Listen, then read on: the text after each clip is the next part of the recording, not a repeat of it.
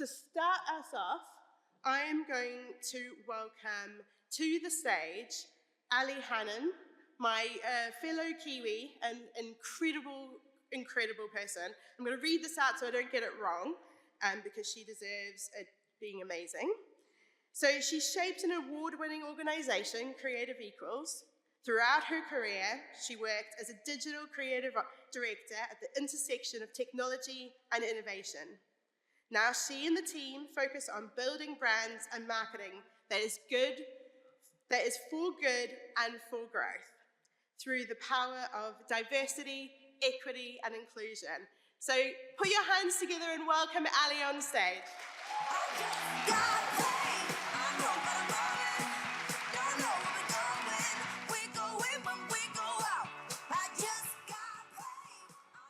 So you've had me already, but you got me again. You got me for the whole day. So welcome to Rise. This is a conference that is not just about not just about marketing. It's about inclusive, sustainable marketing. It is about building brands and building legacies. And today we have brought you the most incredible lineup. Honestly, it is box office. And we've all come together today to talk about some of the topics that are really defining the world that we live in. But most importantly, we're talking about the power and the influence that this sector has to create positive change. And each speaker has been briefed to help give you the skills and tools that you need to really think about what you are going to leave behind. So we're all here together to rise up, to elevate our game. And we couldn't do that without our incredible sponsors. I'm looking at you, Frank. and you know, our sponsors have come together. They've made this whole conference possible. Their logos are on stage here all day. And I actually just want you to take a moment to thank them and to put your hands together. And I want to hear like your voices. Woo! Thank you to our sponsors.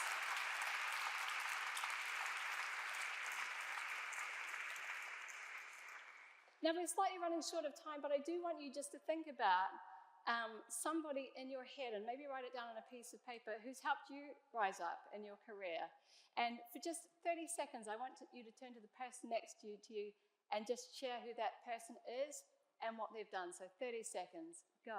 Thanks, everybody. So, I'm now going to take you through a talk. Thanks, everybody. You're a chatty bunch. You've got like the networking breaks to talk. So I want to talk to you about what I believe, which is two things can be true at once. We can have marketing for good and we can have marketing for growth. And I'm going to start by telling you a little story about me. So as Cameron said, back in the day, when I first started in 1999, which seems like decades ago, just 3% of creative directors were women, and I could see firsthand how bias was really painted into our work. And by 2014, that figure had gone up to 14%. And that year, there were actually more men called Dave on the can line juries than there were women. I know, that's a crazy story.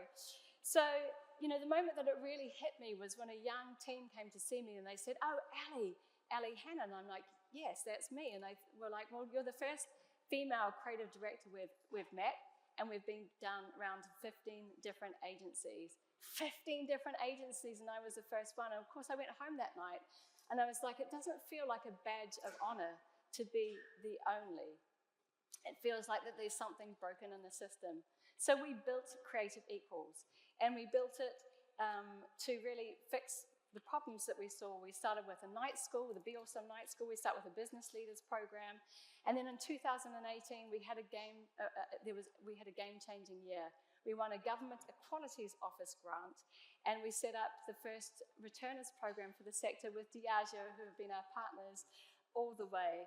And I just love this photograph because this was one of our New York programs, and there is this woman here, her name is Nika. She was like really sad on the day, actually. She was quite emotional. She was like, "I'm old, I'm black, I could be seen to be a DEI hire, I'm never going to get a job." And actually now she is Simone Biles' social media manager. How cool is that? what a great job. And then something shifted for our team. We realized, and we had this phrase, who makes the work shapes the work. But we realized, what if that applied to marketers and applied to brands? And we started working out methodologies to assess bias, for example, in comms. And what we saw was all the gaps and all the opportunities that surfaced through that. And so to embed this, we built strategies, toolkits, and trainings, training now for thousands of marketers across the globe. And what we found is when you put on what we call your inclusion lens, it's like you suddenly get 2020 vision. So I want you, with your 2020 vision on, to take a look at this slide, because this is what representation looks like for our sector at the moment. What do you see? It's pretty crazy, right? Only 2% of our ads feature someone with a disability. 19% of Muslim women say they don't feel represented. But you know what? 79% of them say that they would buy from brands who represent them. So there is the opportunity. There is how this sector can really grow.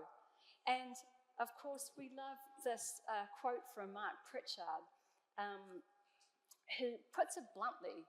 He says, over half their growth over the last 3 years has come from including previously excluded audiences.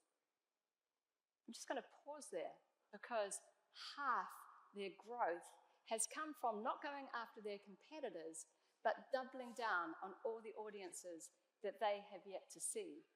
And of course, there has been the most comprehensive study of its kind that's come out from the Unstereotype Alliance. You'll see some of the brochures on your tables that shows,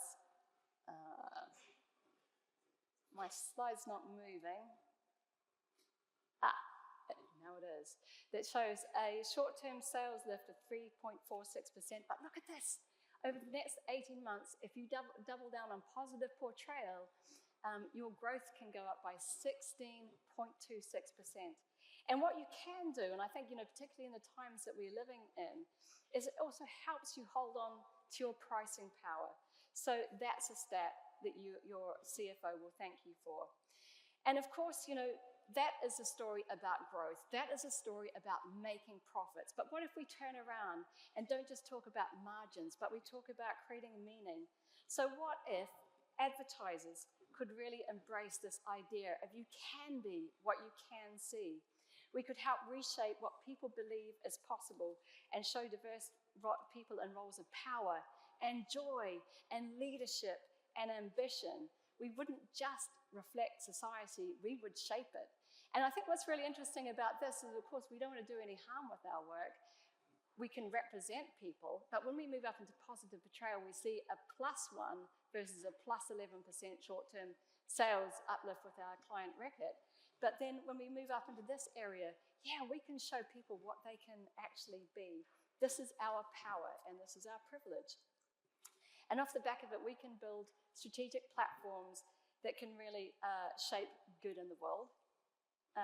So, for example, we can name, we can normalize, we can unshame, we can take away stigma, we can tackle some of our deepest taboos. And I actually personally love this campaign from Specsavers, because we Gen Xers, we don't want to admit that we're losing our hearing, because we spent the 90s beside one of the biggest speakers that we could find, because it actually feels kind of existential. We feel old, but we will admit when we're mishearing Rick Astley's lyrics. So the sector opportunity is this. The Advertising Association's report that came out this year on trust says that this is the first year we are more trusted than politicians. Isn't that fantastic? I know, we know that's a really, really low bar. But actually, we spend, as a sector, 45.2 billion, and that's going to go up to 47.2 billion by 2026. But the things that actually make the drivers for trust when you dig into the report are really super interesting. So, of course, one of the main things is we want to just enjoy the ads that we see, but also people see that we contribute to society, because when prompted, the vast majority of people recognize the important role that advertising has to play, most notably regarding diversity and inclusion, public health messaging, and increasingly environmental sustainability. So the public actually expect us to do this. That is why they trust us and how we can actually be more trusted. But of course, we know that we are living in that word again, unprecedented times, but it feels more difficult than ever. It's a whole new level. I never thought I would live in a world where diversity, equity, and inclusion would become weaponized, or that sustainability would become erased. And it can feel overwhelming, but now is not the time to stay silent. Now is not the time to retreat. Because when the dust settles, people will remember who we showed up for and who we stood up for. And I believe that the UK ad industry is one of the most progressive in the world. We have the Advertising Standards Association legislating for gender and race stereotyping. We have the all-in census from the Advertising Association. We have the biggest chapter of the Unstereotype Alliance in the world. And we have such an incredibly rich amount of, I'm going to call them NGOs, like advertising and WACL and Media for All, that do so much work for our sector. And of course, we live in a world where Accenture Song just got dropped off the pitch list for Transport for London, because we live in London. It's one of the most multicultural capitals in the globe. So 3 things to leave you with. 2 things can be true. Growth comes when we see the full spectrum of all our audiences. And if we address that slide that we saw before, imagine how much we could grow and contribute to the economy. But also good comes when we really double down and reflect the world that we live in and all the possibilities for everybody within it. So now's the time to hold the line and to move forwards. 3 things. If your marketing is not inclusive, it's exclusive. The second thing is bias limits all of us. So really train your teams, really think about how that shows up in your storytelling and your work. And lastly, what we see with big brands is sometimes the CFO is not connected to the CMO, is not connected to the social impact team. And the amazing thing that can happen is when you join up all the dots. And I'm going to leave you with one of the most joyful pieces of work that we've seen this year, and it's got a voiceover from Maya Angelou. So here we go. I've had clouds, but I have had so many rainbows. And the thing to do, it seems to me, is to prepare yourself so that you can be a rainbow in somebody else's cloud. Somebody who may not look like you. Somebody who may not dance your dances.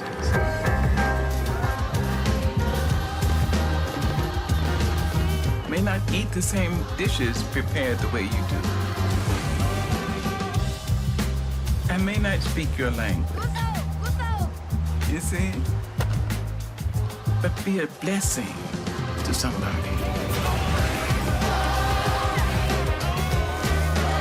That's what I think. Be a rainbow in the clouds.